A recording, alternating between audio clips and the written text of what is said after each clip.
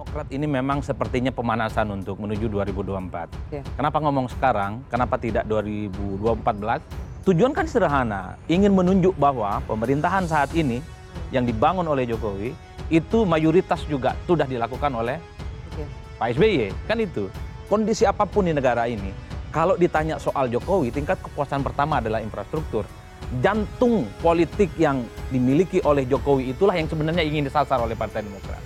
Kalau kemudian kita bicara tanpa data, kalau kemudian ketiadaan data itu menciptakan kegaduhan, kalau kemudian itu menciptakan saling berkompetisi yang tidak sehat antara yang mantan dan yang sedang berkuasa, apa perlu bicara? Menurut saya jangan. Kalau mau bicara, kuatkan datanya. Percuma dalam arti publik itu nggak ngerti seberapa panjang jalan tol yang dibangun oleh Jokowi, dibangun oleh SBY, dibangun oleh Mbak Mega dan seterusnya. Ini adalah konsumsi elit, nak. Ini jelas konsumsi elit, konsumsi teman-teman politisi yang siap bertanding di 2024. Nah kemudian misalnya soal jalan tol terpanjang, kita lihat siapa yang doyan mengklaim jalan Trans Sumatera itu digagas oleh Bung Karno. Lalu keluarlah Perpresnya 2014, dibangunlah Jokowi 2015. Nah pertanyaannya adalah, benarkah Jokowi ini tinggal gunting pita saja meresmikan proyek yang dibangun oleh SBY? Atau jangan-jangan ya AHY ini lagi mengigau? Tiba-tiba dia mengklaim bahwa 80% yang dilakukan oleh Pak Jokowi ini sebetulnya adalah pembangunan dari SBY. Gitu. Jokowi itu hanya gunting pita saja. Jujur saya ingin tertawa gitu ya. Dan mungkin bukan hanya saya. Ratusan juta rakyat Indonesia tertawa ngakak, termasuk para elit.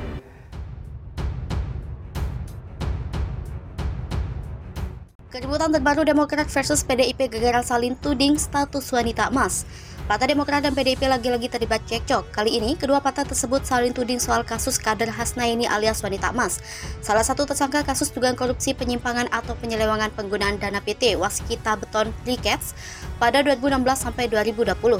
Sebelumnya, Partai Demokrat dan PDIP juga pernah saling serang soal pihak tinggal gunting pita. Kala itu, Demokrat lewat Ketua Majelis Tinggi partainya Susilo Bambang Yudhoyono menyinggung Presiden Joko Widodo yang merupakan kader PDIP sebagai pihak yang hanya tinggal meresmikan apa yang dikerjakan pemerintahan Demokrat.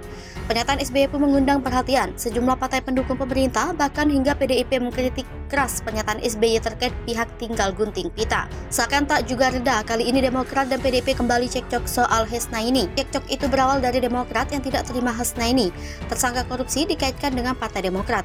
Kabar Komstra, Partai Demokrat Herzaki Mahendra Putra justru mengungkap Hasnaini telah jadi kader PDIP sejak 2018.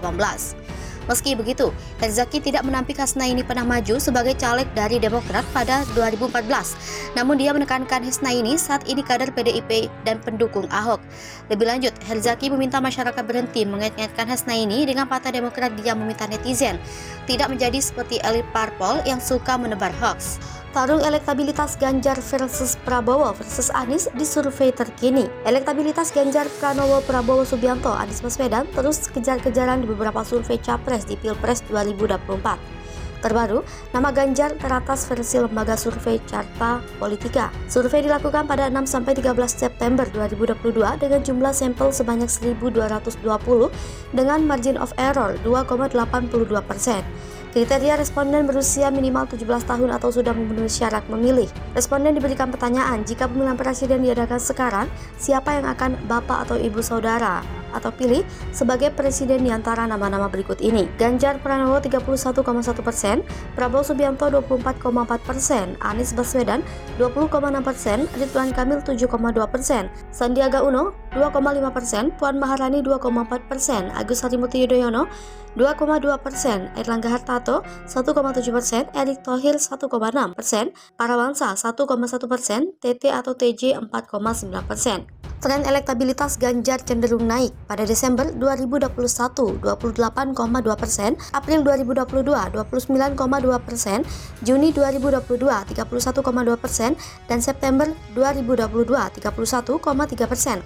Sementara Prabowo pada Desember 2021, 23,8%, April 2022, 23%, Juni 2022, 23,4%, dan September 2022, 24,2%. Sedangkan Anies pada Desember 2021 19,6%, April 2022 20,2%, Juni 2022 20%, dan September 2022 20,6%. Kemudian responden diberikan pertanyaan, jika pemilihan presiden diadakan sekarang, siapa yang akan bapak atau ibu atau saudara pilih sebagai presiden di antara nama-nama berikut ini?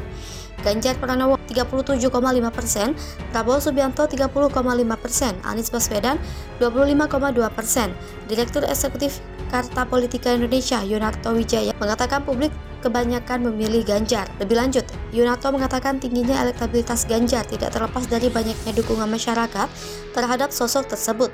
Bahkan ada sejumlah daerah yang cukup banyak menyumbang suara terhadap Ganjar Pranowo. Yunarto mengatakan pengetahuan publik terhadap pemilihan umum 2024 terbilang tinggi. Berdasarkan survei, sebanyak 75% dari total responden mengetahui perhelatan demokrasi tersebut. Terkait elektabilitas, Anies Baswedan dan Prabowo terlihat bersaing ketat, yakni 28,4%. Di Pulau Sumatera bersaing ketat dengan Prabowo yang elektabilitasnya 26,0%. Prabowo dan Anies juga bersaing ketat di Pulau Kalimantan, Prabowo 28,6% dan Anies 30%. Persaingan elektabilitas Anies dan Prabowo juga terjadi di Jawa Timur. Elektabilitas Anies sebesar 21,6% dan Prabowo Subianto sebanyak 22,1%. Sementara Ganjar unggul telak di Jawa Tengah 67%, Bali, NTB, NTT 53,3% dan Maluku, Papua 30%.